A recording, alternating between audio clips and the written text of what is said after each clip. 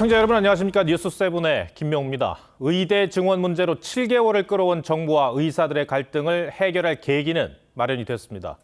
우선 정치권이 문제 해결을 위한 여야 의정 협의체 구성을 놓고 실무 협상에 나섰습니다. 가장 중요한 건 의료계에 책임 있는 대표가 참여를 해야 한다는 점인데 아직 의료계에 일치된 입장이 없다고 합니다. 정부는 의료계가 불참할 경우 2026학년도 이후 정원 문제를 논의할 수 없다는 입장입니다. 첫 소식 정민진 기자가 보도합니다. 국민의힘과 더불어민주당이 여야의정 협의체 구성과 운영을 위한 실무 협상에 착수했습니다. 국민의힘 관계자는 양당의 정책위 의장들이 사전 협의를 시작한 단계라며 주체별 참여 인원과 활동 방식에 대해 구체적 의견을 나눌 계획이라고 밝혔습니다. 정치권에서는 당 지도부보다는 의료계 관련 전문성이 있거나 관련 상임위 소속 의원들이 참여할 것으로 예상됩니다. 다만 당정은 오는 9일부터 수시 모집이 시작되는 만큼 의료계가 요구하는 2025학년도 의대 정원 조정은 협의 대상이 아니라고 못을 박았습니다. 한덕수 국무총리는 2026학년도 이후 증원은 의료계가 과학적 근거를 갖춰 합리적 의견을 제시할 경우 재논의할 수 있다고 했고, 국무조정실도 의료계가 협의체에 참여해 의견을 제시하지 않는다면 2026학년도 증원 역시 재논의가 불가능하다며 의료계 참여를 촉구했습니다. 여야 의정 협의체가 구성이 되면 의료계 대표가 나와서 그런 합리적인 안을 제시하면 충분히 논의 가능하다. 반면 민주당은 대화를 시작하기도 전에 의료계를 협박한다며 강하게 반발했습니다. 국민들이 지금 이렇게 죽어가고 있는데 한번 현장을 가보십시오. 지금도 의료계 협박할 때입니까? 민주당은 또 2025학년도 정원 문제도 논의할 수 있다는 입장이어서 향후 협의체 운영에 변수가 될 수 있다는 관측이 나옵니다. TV조선 정민진입니다. 이번 사태의 한 축인 의료계 역시 이제는 모처럼 마련된 기회를 물거품으로 만들지 말아야 한다는 목소리가 높습니다. 현재 상황을 보면 아직은 의료계 입장이 강경해 보입니다. 여전히 2025년도 의대 정원부터 원점 재논의해야 한다는 주장을 하고 있고 대통령의 사과를 요구하고 있습니다. 다만 내부에선 일단 협의체에 참여해야 한다는 기류도 읽히고 있습니다. 계속해서 김예나 기자입니다. 사직 전공의 180여 명이 초음파 장비를 사이에 둔 채 빼곡히 앉아 있습니다. 의사협회가 준비한 초음파 연수 강좌입니다. 내시경 학회에서도 우리가 위내시경, 대장내시경 등등을 다 해주는 또 준비를 지금 하고 있습니다. 정부가 여야 의정 협의체를 제안했지만 의료계는 신중한 입장입니다. 의사협회는 2025년 의대 정원 원점 재논의가 불가한 이유와 근거가 도대체 무엇이냐는 공식 입장을 내놨습니다. 책임질 사람 책임지고 제대로 된 그런 논의 구조를 만들어 달라. 그래야 우리 전공의들과 의대생들의 의견이 반영이 될 수 있고. 경기도의사회는 오늘 성명을 내고 대통령의 사과가 신뢰 회복의 기본이라며 협의체 제안은 2025년도 증원을 중단해야 한다는 본질을 왜곡한 꼼수라고 비판했습니다. 서울시 의사회도 2025년도 정원 재검토가 없는 협의체는 무의미하다며 정부의 책임 있는 변화를 요구했습니다. 개별 의사들도 진정성이 없다고 비판했습니다. 내년에 일단 증원이 되면 그 효과가 10년은 가요. 강제로 반을 잘라서 그러니까 분산시킬 수도 없는 일이고. 다만 일부 의사 커뮤니티에서는 협의체 구성에 대한 긍정적인 목소리도 나오고 있어 의료계 내부에서는 단일한 도출에 대한 논의도 검토 중인 걸로 알려졌습니다. TV조선 김예나입니다. 검찰 수사심의위원회는 김건희 여사의 명품 수수 의혹에 대해 불기소를 권고했죠. 하지만 그 전에 이 명품을 건넨 최재형 목사가 본인 기소 여부를 판단해달라고 요청한 수심위가 있습니다. 최 목사가 요청한 수심위는 열릴 가능성이 낮다고 하는데 왜 그런 건지 전정원 기자가 설명하겠습니다. 지난해 12월 김건희 여사 명품 수수 의혹 수사에 착수한 검찰은 5개월 만에 전담 수사팀을 꾸리며 성역 없는 수사를 예고했습니다. 오로지 증거와 법리에 따라서만 신속하고 엄정하게 수사하고 또 처분할 것이기 때문에. 제3회 장소 조사와 총장 패싱 논란 끝에 검찰총장 직권으로 소집된 수사심의위원회는 김 여사의 6개의 혐의에 대해 불기소를 권고했습니다. 외부 위원들이 수사팀과 같은 무혐의 결론을 낸 가운데 서울중앙지검은 오는 9일 최재형 목사가 별도로 신청한 수심위 개최 여부를 결정합니다. 선물을 줄 때 어떻게 순수하게 감사의 표시로만 줬다고 이렇게 검찰이 판단할 수 있단 말입니까? 시민위원 15명이 비공개 회의를 거쳐 개최 여부를 결정하는데 최 목사의 주장이 받아들여질 가능성은 낮다는 전망입니다. 김건희 여사에 대한 결론이 난 상황이기 때문에 그 대항범인 최재형 목사의 공여에 대해서는 수사심의위원회를 개최할 필요성이나 당위성이 없지 않나. 검찰은 다음 주 명품 수수 의혹에 대해 불기소 처분하면서 9개월 만에 사건을 마무리할 전망입니다. TV조선 전정원입니다. 김건희 여사 수심위 결론에 대한 여야의 반응은 극명하게 엇갈렸습니다. 민주당은 면죄부쇼라며 이제는 김건희 여사 특검밖에 답이 없다고 주장했습니다. 국민의힘은 수심위는 문재인 정부 때 도입된 제도인데 권고 결정을 부정하는 건 자가당착이라고 비판했습니다. 계속해서 박한솔 기자입니다. 김건희 여사 명품 수수 의혹에 대한 검찰 수사심의위의 불기소 권고에 대해 야권은 즉각 반발했습니다. 민주당은 검찰이 자행한 막장 면죄부쇼라며 김건희 여사 특검법에 속도를 내겠다는 뜻을 분명히 했습니다. 검찰의 수사심의 결과로 우리 국민이 김건희 여사에 대한 특검밖에 답이 없다고 판단하실 것입니다. 야당은 최근 불거진 김 여사의 총선 공천 개입 의혹까지 추가해 지난 6일 김 여사 특검법을 다시 발의했는데 오는 12일 본회의에 법안을 올리는 방안을 검토하고 있습니다. 추석 연휴를 앞두고 김 여사를 둘러싼 의혹에 대한 공수의 수위를 한층 끌어올리겠다는 의도로도 해석됩니다. 이에 여당은 민주당 집권 시절 도입된 수심위를 부정하는 것은 자가당착이라며 야당의 김 여사 특검 속도전을 강하게 비판했습니다. 기승전 특검법이죠. 다른 시급한 민생 법안들을 뒷전에 두고 또다시 특검에만 매달리는 것이 아닌가. 민주당이 오는 10일 본회의에서 실제 김 여사 특검법을 처리하려 할 경우 국민의힘은 필리버스터에 돌입할 가능성도 일각에서 제기됩니다. TV조선 박한솔입니다. 윤석열 대통령과 고별 정상회담을 가진 기시다 일본 총리가 서울대 방문을 끝으로 1박 2일 방한 일정을 마쳤습니다. 기시다 총리는 학생들을 향해 미래 한일 관계의 토대가 돼달라고 말했습니다. 조성호 기자입니다. 귀국길에 오른 기시다 일본 총리가 손을 흔들며 인사를 건넵니다. 출국에 앞서 마지막 방한 일정으로는 서울대를 찾아 한국 학생들, 일본인 유학생들과 비공개 간담회를 가졌습니다.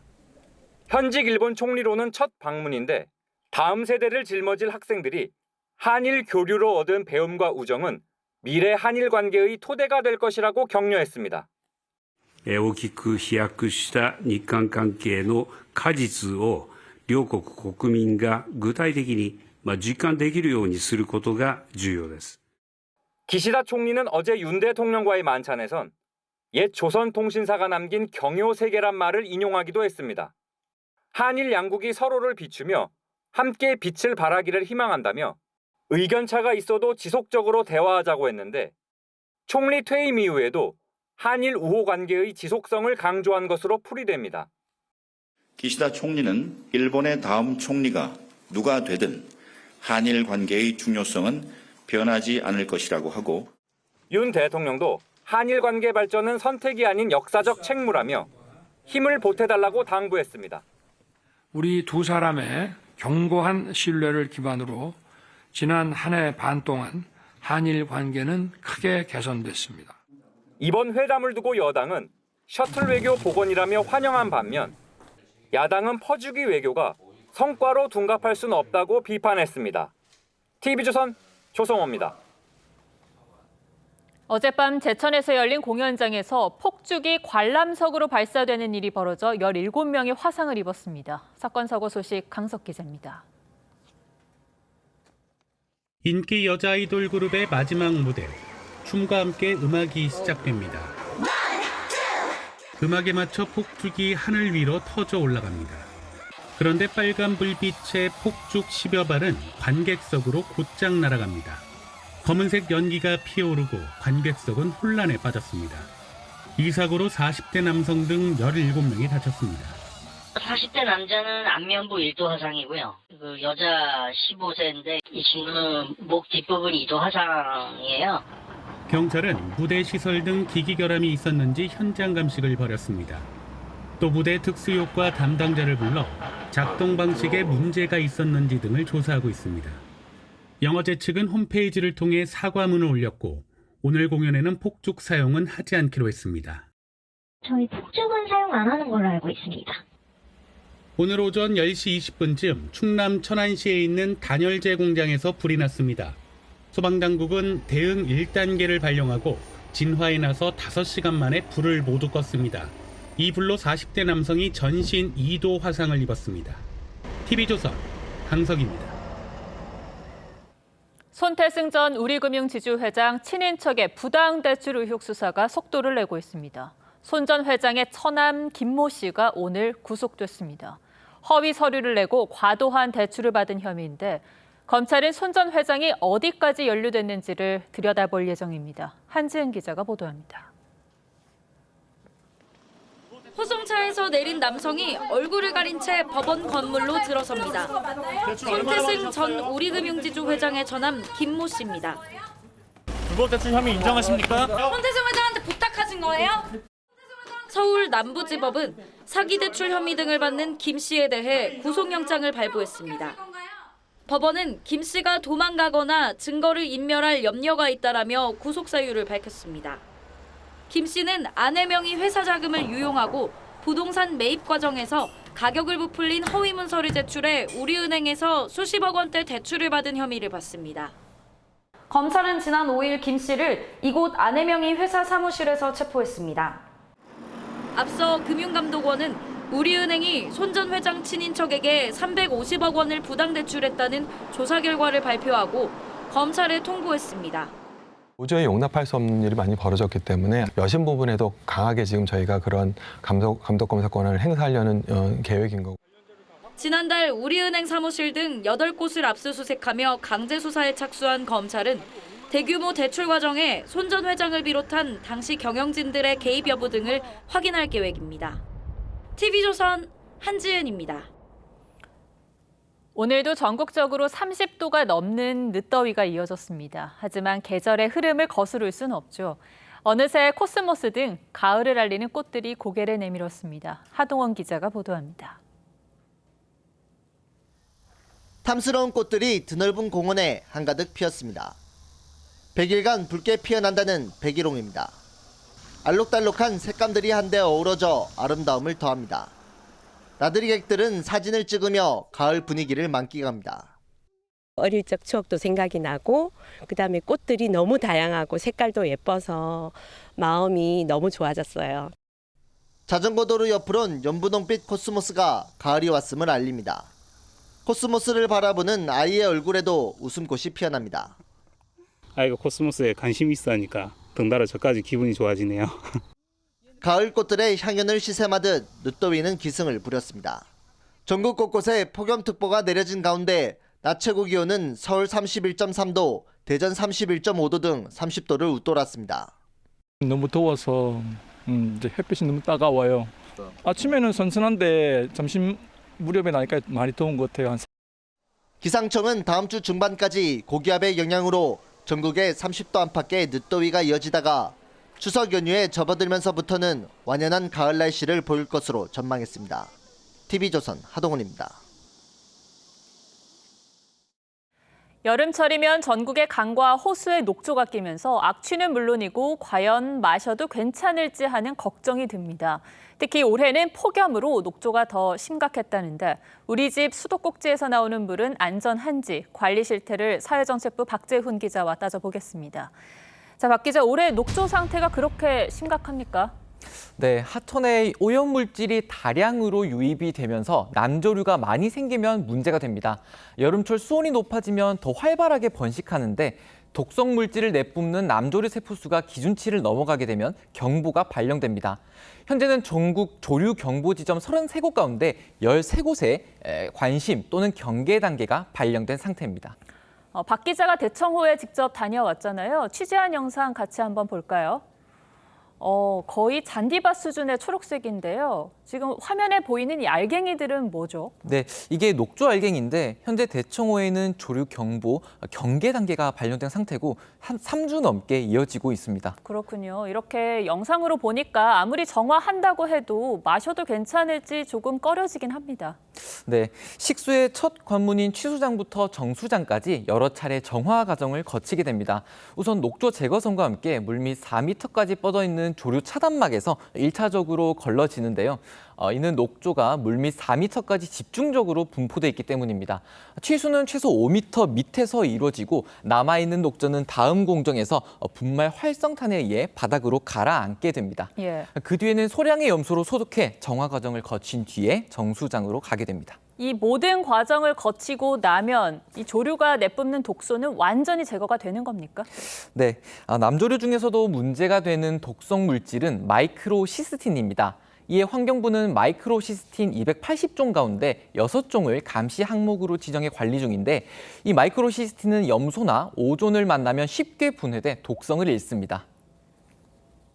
ADDA라고 하는 작용기가 특히 이제 독소를 유발한다고 알려져 있는데 오존하고 염소는 요 작용기를 이제 분해를 시켜서 이 마이크로시스틴이 이제 변형이 돼서 이제 더 이상 이제 독성이 없어지는 그런 형태로 이제.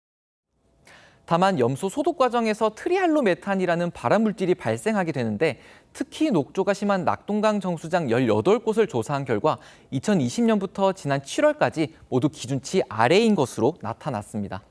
네, 그런데 이 조류의 독소가 물 알갱이 형태로 공기를 오염시킨다 이런 주장이 나와서 다소 혼란스러웠는데요. 이게 확인이 됩니까? 네, 바람이 강하게 불거나 파도가 치면 물속 물질이 에어로졸 형태로 나올 수 있는 건 맞습니다. 하지만 바다가 아닌 민물에서는 가능성이 낮고 자외선이나 오존에 의해 쉽게 분해된다는 게 과학자들의 설명입니다. 실질적으로 우리나라 수계에서 그것이 나오고 있는가라고 하는 부분에 대해서는 현재까지 저희 측정 결과로는 없다라고 생각을 합니다. 정부가 지난달 안동댐 근처에서 2차례 조사했을 때도 조류 독소는 검출되지 않았습니다. 하지만 안전 문제인 만큼 환경단체 조사 결과와도 교차 검증이 필요하다는 조언도 나옵니다. 네, 언급한 것처럼 조류 독소가 인체에 유해한 건 분명한 만큼 이렇게 환경단체에서 제기하는 여러 문제점들에 적극적으로 대처해서 국민 걱정을 조금이라도 더 덜어줬으면 좋겠습니다. 네, 박 기자 잘 들었습니다.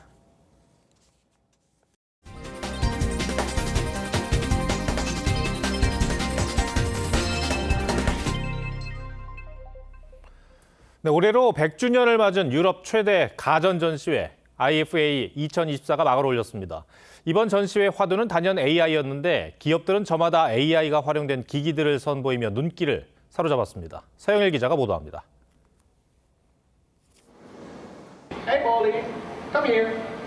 시연자가 로봇의 이름을 부르자 곧바로 옆으로 다가옵니다. 베를린에서 가볼 만한 장소를 추천해달라는 말엔 관광 명소를 직접 보여줍니다. 날씨 확인이나 전화를 걸어달라는 요구도 수행하는 AI 반려 로봇입니다. Okay, I'll connect you to Amy now. 독일 베를린에서 유럽 최대 가전 전시회 IFA 2024가 개막했습니다. 전시회 화두는 단연 AI. 기업들은 앞다퉈 모두를 위한 혁신이란 주제에 맞춰 인공지능 기술을 적용한 최신 기기들을 선보였습니다. In anderer Form, ja genau. Ja. Ich habe gerade zum Beispiel eine Mitteilung gekriegt, dass mein Staubsaugerroboter zu Hause gesaugt hat und wieder in seine Station gefahren ist. Ja. 최대 규모 전시관을 꾸린 삼성전자는 다양한 AI 가전과 제품들을 연결하는 스마트싱스 기술을 내세웠고 LG전자는 아이나 반려동물이 있는 가정가치, 다양한 가족 형태에 맞춘 AI 홈 기술을 대거 공개했습니다. The one thing that you can't get in life for free is time. Yeah. So a nice thing that That's nice. yeah, it's a nice thing that you get like more time just because of efficiency of AI.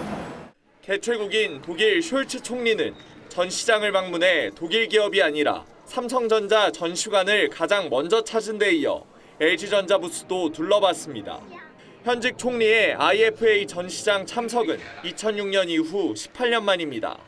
숄츠 총리는 이번 IFA에 참가국 중 가장 많은 1,300여 개 기업이 참가한 중국 전시관은 방문하지 않았습니다. TV조선 서영일입니다.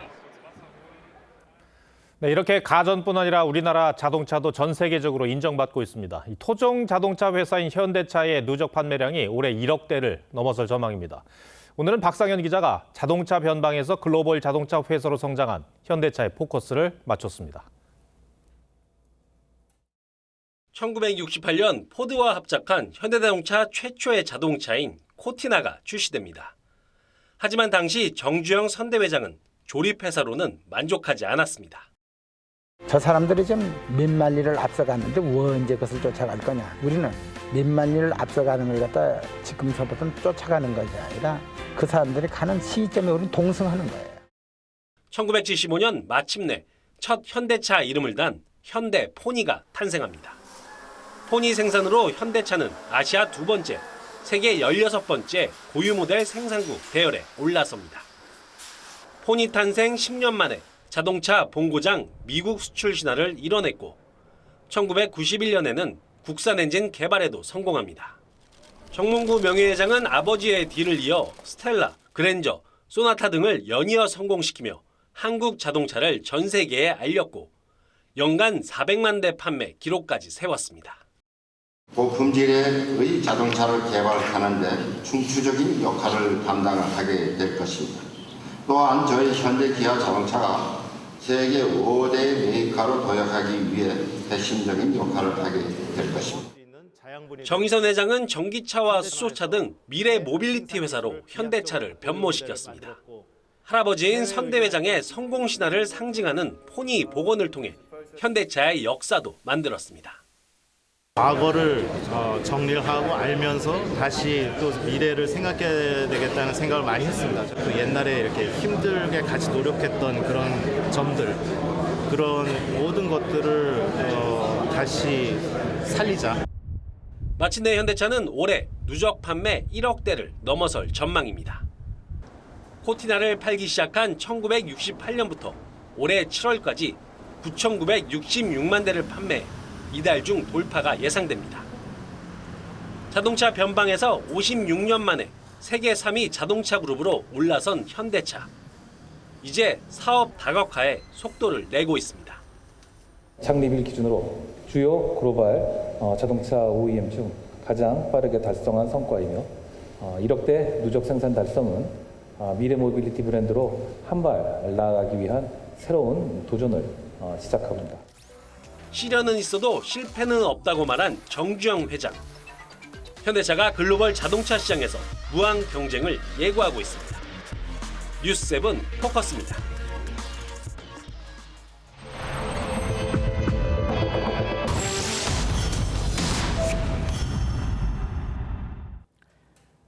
여행 갈 때 해외 숙박 플랫폼 자주 이용하죠. 글로벌 업체들이라 기재된 정보들을 다 믿고 결제했는데 막상 가면 딴판인 경우가 많습니다. 결제는 빠르게 되면서 환불 처리는 제대로 이루어지지도 않는데요.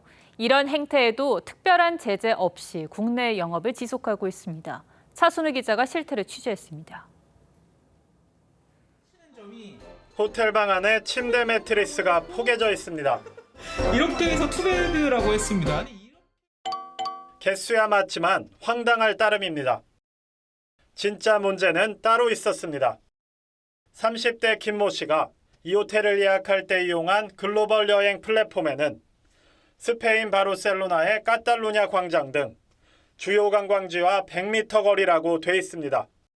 그런데 실제로는 4km나 떨어진 곳이었습니다. 지하철로는 내정거장, 연세 많은 부모님을 모시고 40-50분은 좋게 걸리는 거리입니다. 고객님이 예약하신 숙소와 이 호텔의 위치는 거리가 있어 보입니다. 그렇지만 취소는 못 해드립니다. A씨의 항의 이후에도 여전히 해당 숙소는 관광지 주변 숙소란 홍보 문구를 내걸고 80만 원 넘는 가격을 받고 있습니다. 지금도 팔고 있나요? A사 측은 이에 대한 취재진의 문의에 별다른 입장을 밝히지 않았습니다. 결제 환불 관련 불만도 끊이지 않습니다. 대학생 권지혜 씨는 대만 여행을 가려고 항공편과 호텔을 예약했다가 취소했습니다. 하지만 나흘 뒤 갑자기 요금 전액이 카드 결제됐습니다. 다시 취소해 일부를 환불받았지만 내지 않아도 될 위약금 25만 원을 날렸습니다.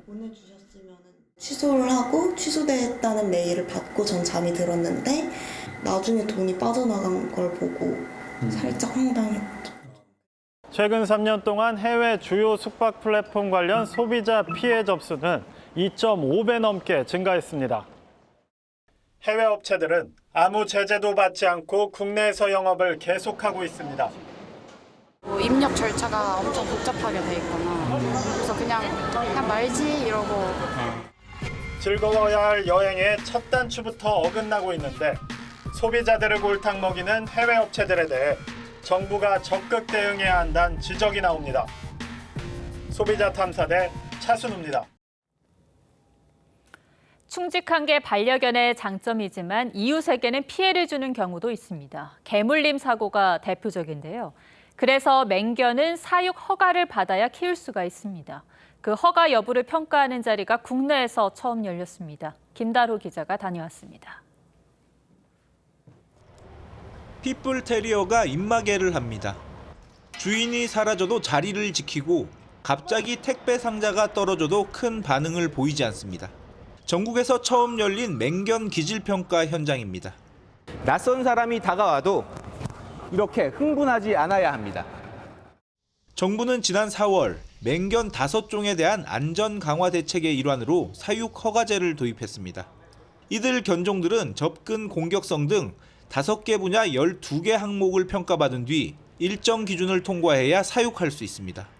이번 제도가 도입되면서 맹견을 산책시킬 때 따가운 눈총을 받던 견주도 마음의 짐을 조금은 덜었습니다. 개물림 사고도 많고 하는데 어차피 허가를 받고 하는 거니까 그런 부분에 대해서는 마음적 부담감은 줄어들겠죠. 지난 3년 동안 발생한 개물림 사고는 6천여 건, 하루에 약 6건 꼴입니다. 주민들과 트러블도 없애고 사육자의 안전도 보호하고 이렇게 사회적으로 안전성을 높이기 위한 방법으로 이 제도를 시행하고 있습니다. 평가에 불합격한 맹견은 2차례 재평가 기회가 주어집니다. 정부는 물림 사고를 낸 개도 기질평가를 통해 사육 허가를 받도록 했습니다. TV조선 김다로입니다. 미국 공화당 트럼프 후보가 대선 2달 정도를 앞두고 큰 호재를 만났습니다. 트럼프를 괴롭히던 사법 리스크가 대선에서는 사실상 사라졌습니다. 사전투표 일정에도 차질이 생겼습니다. 이태영 기자가 보도합니다. 지난 5월 성추문 입막음 의혹 재판에서 배심원 만장일치로 유죄 판결을 받은 공화당 트럼프 후보. This was a rigged trial by a conflicted judge who was corrupt. 트럼프는 대선을 얼마 안 남겨두고 뜻밖의 호재를 만났습니다. 오는 18일로 예정됐던 트럼프의 형량 선고 공판이 대선에 영향을 주지 않기 위해 11월 26일로 미뤄진 겁니다. 트럼프는 기다렸다는 듯 역공에 나섰습니다. Because everyone realizes that there was no case because I did nothing wrong. It's a witch hunt. It's an attack by my political opponents in Washington, D.C. 이제 관심은 TV 토론이 열리는 펜실베이니아주로 쏠리고 있습니다.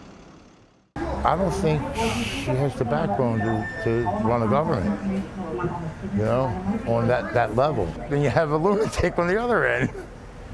So where do you go? I mean. 민주당 해리스 후보는 2016년 힐러리 토론을 전담한 캐런 던 변호사를 영입해 트럼프에 대비하고 있습니다. We've seen him embarrass women on TV and on Twitter. 현지 시간 6일 시작된 미국 대선 사전투표는 첫 시작인 노스캐롤라이나에서 연기됐습니다. 법원이 사퇴를 선언한 케네디 주니어의 이름을 투표용지에서 삭제할 것을 명령하면서 2주 이상 걸릴 전망입니다. TV조선 이태형입니다.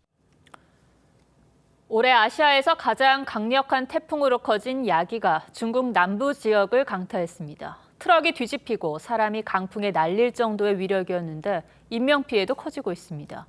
중국 정부는 100만 명을 대피시켰습니다. 김주영 기자입니다.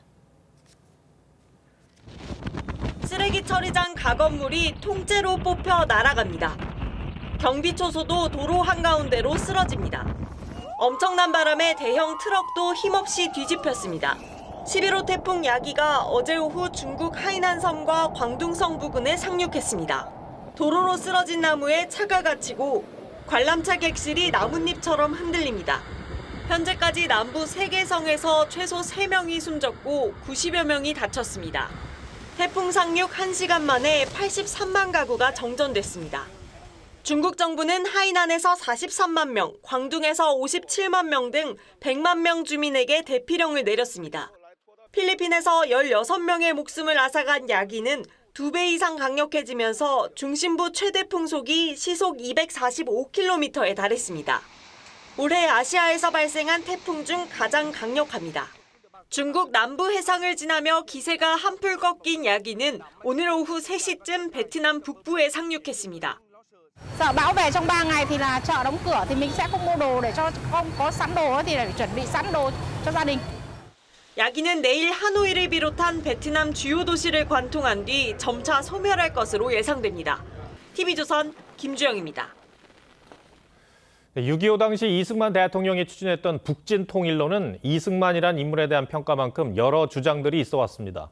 고립을 자초하고 3차 대전을 유발할 뻔했다는 비판도 있지만 이 당시 국회에서 만장일치 지지를 받아 미국의 원조를 이끌어내는 지렛대가 됐다는 평가도 있습니다.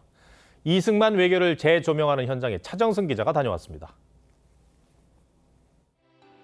뉴욕 거리를 가득 메운 군중 사이로 태극기와 성조기가 꽂힌 차량이 지나갑니다.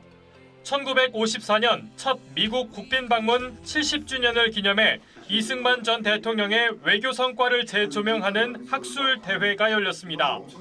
이승만의 북진 통일론이 소련을 자극해 3차 대전을 일으킬 수 있었다는 비판에 대해 한반도와 그 부속 도서를 영토로 규정한 헌법에 따라 대통령으로서는 영토를 포기할 수 없었고 당시 국회도 같은 판단을 했다는 반론이 나옵니다. 굉장히 이렇게 전쟁을 원하는 그러한 리더십으로만 폄하되는 경향도 있습니다만 북진 통일 지지 결의안이 만장일치로 채택이 됩니다. 당시 조속한 정전 협정을 추진한 미 트루먼 행정부와의 줄다리기 외교가 이후 한미 상호 방위 조약을 이끌어내는 지렛대가 됐다는 겁니다.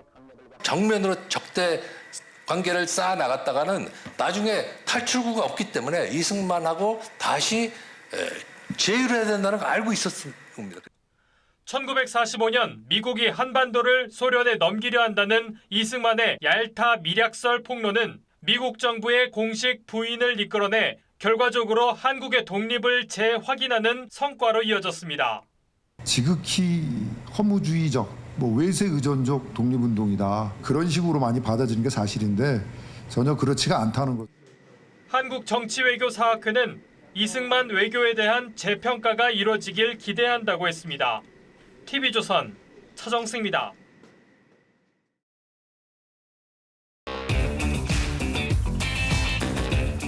뉴스야 시작합니다. 정치부 최지원 기자 나와 있습니다. 물음표 볼까요?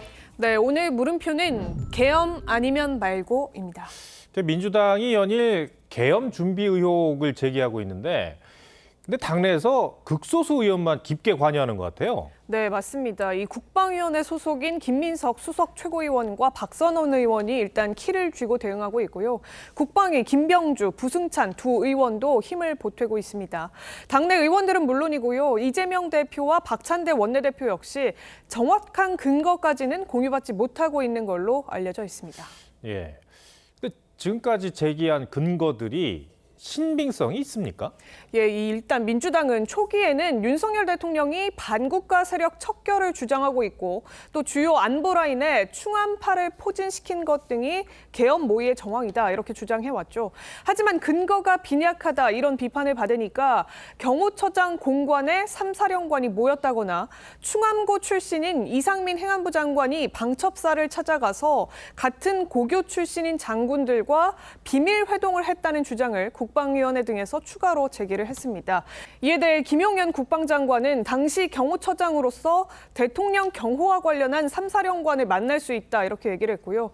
이상민 행안부 장관도 대공수사권 폐지 논의를 위해서 방첩사를 공식적으로 방문했을 뿐 충암고 별도 회동은 아니었다 이렇게 반박을 했습니다. 그런데도 충암파가 제2의 하나회를 만들려 하는 것 같다는 이 민주당 논평이 나왔는데 가능한 얘기입니까? 네, 국내 특정 학교 출신이 이른바 카르텔을 만들 수도 있다는 점 예비역들도 완전히 부정하지는 않습니다. 다만 계엄을 모의한다는 의혹이라면 얘기가 달라지죠. 박근혜 정부 기무사 문건을 살펴보면 비상시 계엄사령관은 육군 참모총장으로 한다 이렇게 돼 있는데 현 박안수 참모총장은 충암고가 아닌 대구 덕원고 출신입니다. 계엄 시행 여부를 결정하는 회의의 주요 참석 대상인 김명수 합참의장 역시 경북 김천고를 나왔습니다. 그러니까 계엄에 동원되는 핵심 보직이죠. 3사령관이 경호처장과 만났다는 주장은 어떻습니까? 네, 민주당은 신원식 안보실장이 문재인 정부 때도 전례가 있었다고 한 주장에 대해서 정면 반박했었습니다. 문재인 정부 때도 몇 번 한 걸로 알고 있습니다. 박근혜 정부 때까지는 매달 했습니다. 문재인 정부 당시 경호처장과 수방사령관 하신 분들한테 전화를 해서 확인했더니 그런 사실이 없다. 다만 문재인 정부 당시 경호처장들은 모두 군 출신이 아닌 경호처 출신이었습니다. 박근혜 정부 특정 사령관을 지냈던 한 인사는 전례가 있었다 이렇게 얘기를 했는데요.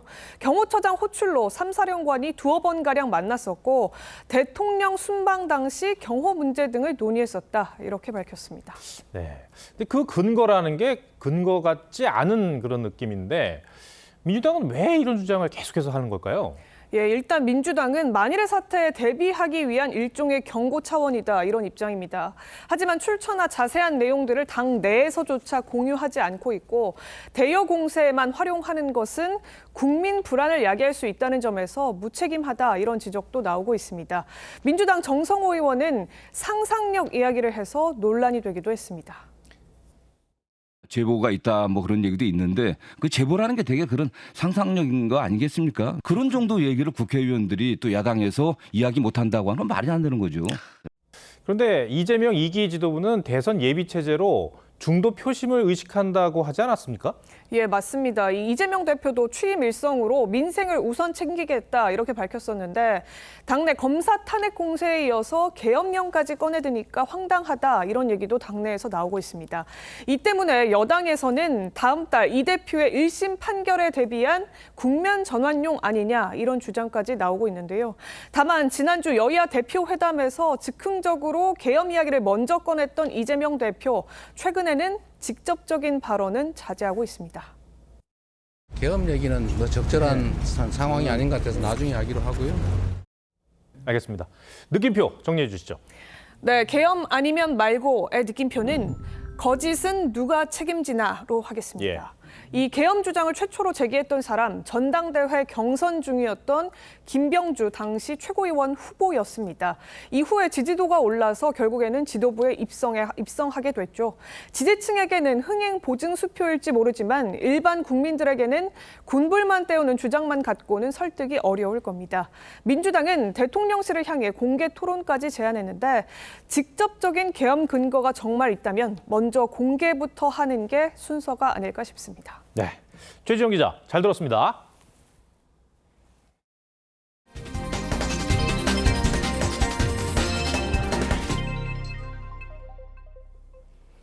프로야구 정규 시즌 막판 순위 싸움이 치열한 가운데 5강 싸움이 급한 한화는 LG에 덜미를 잡혔습니다. KLPGA에서는 윤이나 선수가 냉탕과 온탕을 오가는 하루를 보냈습니다. 이다솜 기자입니다. 김현수 부자의 시구로 포문을 연 잠실 야구장. 4회까지 노히트 행진을 이어간 LG의 선발 엔스가 5회 하나 최은성에게 솔로 홈런을 허용합니다. 한 방을 얻어맞은 엔스지만 6회까지 추가 실점을 주지 않은 짠물 투구를 펼쳤고 LG 타자들은 맹타로 만원 관중의 성원에 보답했습니다. 외국인 타자 오스틴은 3타점 경기를 펼치며 시즌 121타점으로 LG 선수 한 시즌 최다 타점 신기록을 세웠습니다. 한창 5위 다툼으로 갈 길이 바쁜 한화는 9회 권광민의 투런포가 터졌지만 경기를 뒤집기엔 역부족이었습니다. 15개의 안타를 몰아치며 9대3으로 승리한 LG는 2연패에서 탈출했습니다. 생애 첫 메이저 대회 우승을 노리는 윤이나의 출발은 상쾌했습니다. 파3 3번 홀에서 첫 버디를 시작으로 전반 9개 홀에서 버디 4개를 쓸어 담는 맹타를 날리며 단독 선두로 치고 나섰습니다. 후반 홀에서 잠시 유현조에게 선두 자리를 내줬지만 16번 홀에서 짜릿한 버디에 성공하며 다시 공동 선두에 올랐습니다. 하지만 마지막 18번 홀 드라이버 샷이 풀숲에 빠져 마무리가 아쉬웠습니다. 가까스로 공을 찾아냈지만 결국 보기를 기록하며 공동 3위로 3라운드를 마쳤습니다. 루키 유현조는 보기 없이 버디 4개로 3라운드를 마치며 내일 마지막 라운드를 단독 선두로 시작합니다. TV조선 이다솜입니다.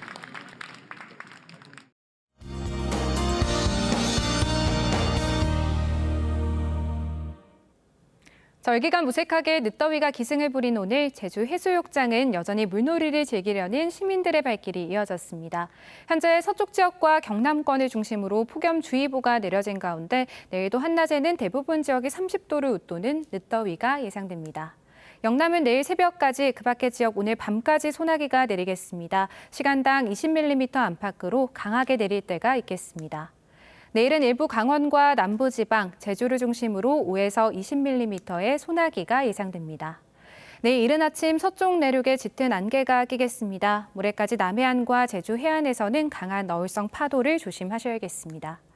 내일 아침 기온은 여수가 25도, 부산 26도로 밤사이 열대야가 나타나겠습니다. 한낮에는 서울과 창원이 32도까지 오르겠습니다. 다음 주에도 늦더위가 이어지다 주말을 기점으로 기온이 차츰 낮아지겠습니다. 날씨였습니다. 2022년 잭슨홀 미팅에서 제롬 파월 연준 의장이 고강도의 금리 인상을 말하자 세계 증시는 급락했습니다. 이른바 파월 쇼크였죠. 고금리 시대를 지나온 2년여간 세계 경제는 파월 의장의 입만 쳐다보는 형국이었습니다. 정책가의 말이 지닌 힘입니다. 국내 부동산 시장이 들썩이는 지금은 금융수장들의 입이 그렇습니다. 이복현 금감원장의 말 한마디에 대출 정책이 좌충우돌합니다. 대출금리 상승을 바란 게 아니다라는 애매모호한 말에 은행들이 알아서 제각각 다른 대출 제한 조치를 내놓으면서 대출 난민이 생겼습니다. 이번에는 실수요자를 보호해달라는 애매한 언질에 실수요의 기준을 두고 또 옥신각신입니다. 이러다가 정부는 은행 탓하고 금융권은 정부 탓을 하고 결국 국민만 피해보는 뻔한 시나리오로 향해 갈까 걱정입니다. 말의 맥락을 기민하게 파악할 때 개떡같이 말해도 찰떡같이 알아듣는다고 하죠. 요즘 말로 바꿔보면 알잘 딱깔센, 알아서 잘, 딱, 깔끔하고 센스 있게 일 것 같습니다. 이 원장은 이걸 원했을지 모르겠지만 이런 미덕을 바라기에는 금융수장의 입이 지닌 책임은 너무도 무겁습니다. 뉴스7을 마칩니다. 고맙습니다.